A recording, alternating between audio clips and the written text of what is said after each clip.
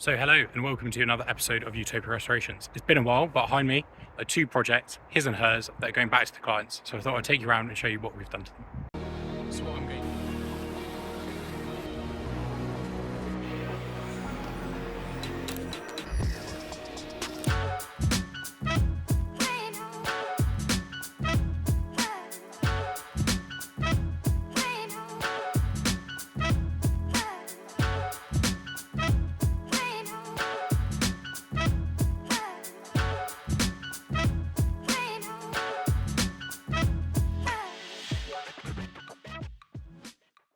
So first, let me start off with a 90 td5.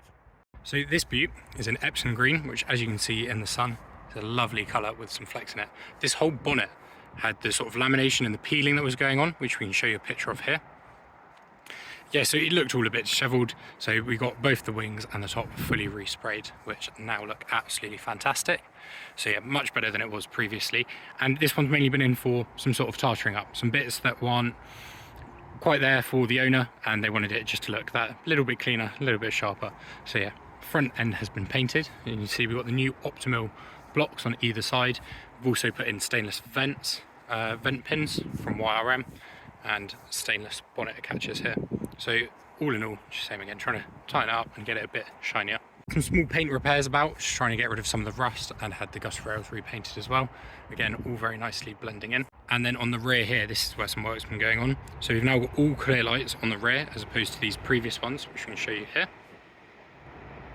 And we've got the Utopia Restorations badge on.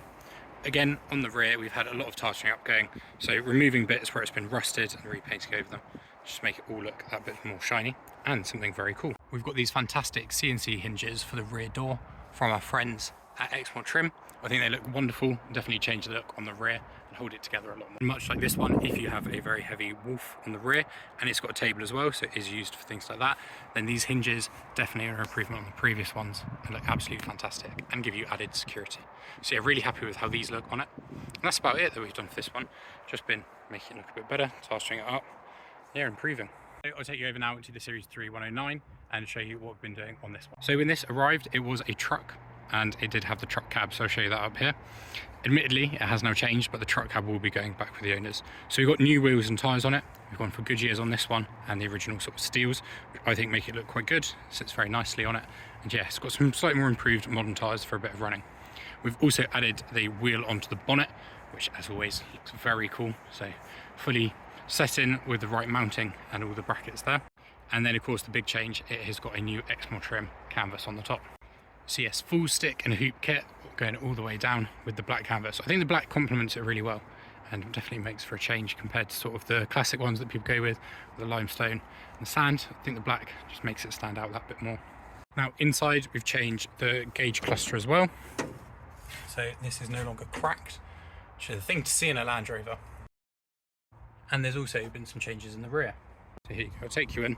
So it's got rear benches, but they are quite far back. This is because the owner owns the Ply Guys up in Scotland, which is a very cool business, which you can check them out. And there is something's going to be going in there. I'm not sure quite what, but I imagine it'll be Ply, and I imagine it'll be very cool. So yeah, we've set the seats a bit further back just to give room for things like that.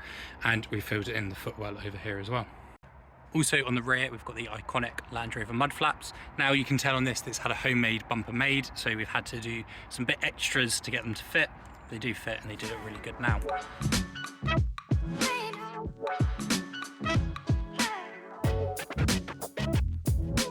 So there you go. This one's had a lot of cosmetic work done to tighten it up, and the 109 over there has had a lot of changes with the wheels and the roof going in and the rear benches. So that's about it to finish up for these two. They've been a fantastic project and the owners have been amazing as always, and look forward to them getting them back and enjoying them. We've loved having them here and they've been great vehicles.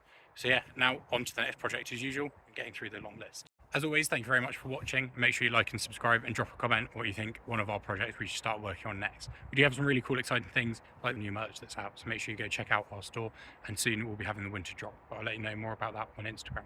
Catch you in the next one.